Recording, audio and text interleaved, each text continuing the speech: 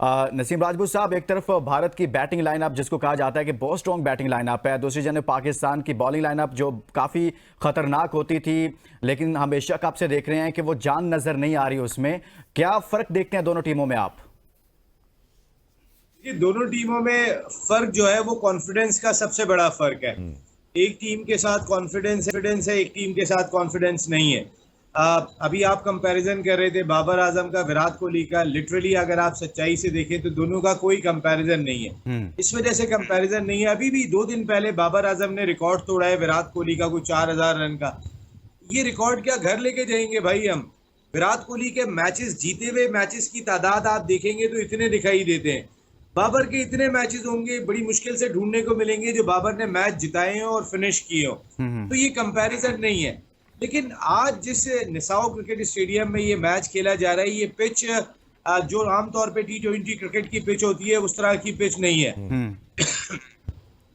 ये पिच थोड़ी सी bowler friendly pitch है जो आमतौर पे अब T20 क्रिकेट में नहीं होती है। यहाँ पर टेक्निकली साउंड बैटर्स की जिस टीम में भी ज्यादा होंगे उसके चांसेस ज्यादा होंगे मैच जीतने के भी। और अगर इस मैच को खास तौर पे निसाओ क्रिकेट स्टेडियम में जहां ये मैच खेला जा रहा है, इसको हम विराट कोहली और बाबर आजम का शो करार दे सकते हैं। बिल्कुल दे सकते हैं, इस वजह से दे सकते हैं दोनों टेक्निकली बहुत साउंड है। और विराट कोहली का दिल और दिमाग यहाँ से बहुत तगड़े हैं, जो बाबर शायद इतने नहीं है, जो दोनों का फर्क दिखाई देता है। विराट कोहली के अगर पाकिस्तान के खिलाफ T20 में मैचेस उठाने हैं, खासतौर पे वर्ल्ड T20 में, पाकिस्तान जो एक मैच जीता है उनके खिलाफ, उसमें भी उनकी निफ सेंचुरी है। बाबर के रन्स, बाबर की एवरेज अगर वर्ल्ड T20 में जहां विराट कोहली और बाबर आजम एक साथ खेलें कोई मुकाबला नहीं है। लेकिन हम 25 करोड़ अवाम इस वक्त अपने बाबर आजम की जाने भी देख रहे हैं, क्योंकि इस निसाओ क्रिकेट स्टेडियम की पिच पे देखिए, रिजवान टेक्निकली साउंड बैटर नहीं है, रिजवान रन्स करना जानते हैं। Babar Azam is the only technically sound batter. अगर आप थोड़ा सा देख लें तो शायद फखर थोड़ा सा टेक्निकली साउंड है, लेकिन जिस जगह पे वो बैटिंग करते हैं वो अपना वो अंदाज भूल चुके हैं। उनका बैट अब फ्लो के अंदर ही चलता है, जबकि यहाँ पे इतना बैट फ्लो में नहीं चलेगा जो अब तक हमने ट्रैक रिकॉर्ड देखा है निसाओ क्रिकेट स्टेडियम का। आप देखें जो पहला मैच खेला गया था यहाँ पर, वहां पर 77 भी साउथ अफ्रीका ने जो श्रीलंका के चेस किए थे वो 17वें ओवर में किए थे, 77। देन जो अभी कल मैच खेला गया था उसमें बांग्लादेश और श्रीलंका की टीमें मध्य मुकाबल थी। बांग्लादेश ने 125 रन 19 ओवर में जाके बनाए। तो अगर कोई ये सोच रहा है, गो के इंटरनेशनल क्रिकेट काउंसिल ने बहुत ये बात कही है कि उन्होंने बेहतर बनाया है पिच को और न्यूयॉर्क की पिच को बेहतर बना रहे हैं, लेकिन जहां आप पूरे साल में नहीं बना सके तो 2 दिन में क्या कर लेंगे?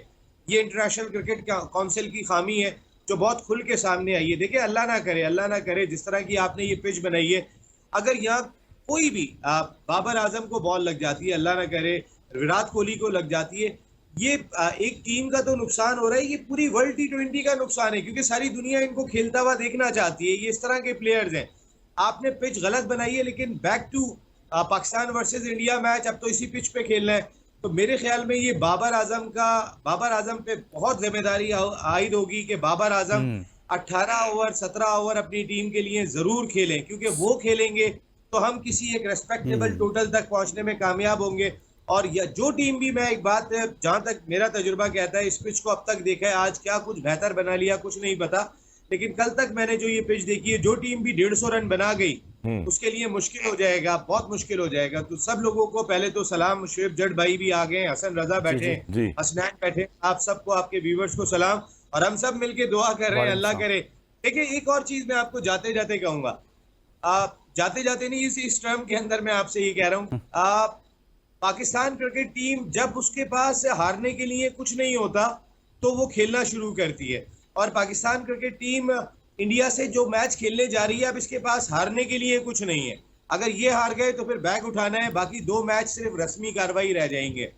हमने कमबैक कहीं भी किया है तो उसी अंदाज से किया है, और शायद back of the mind Indian team के ये चीज दिमाग में जरूर होगी, और इस चीज को वो दिमाग में रखे होंगे, जिसका साइकोलॉजिकल एडवांटेज पाकिस्तान को मिल सकता है।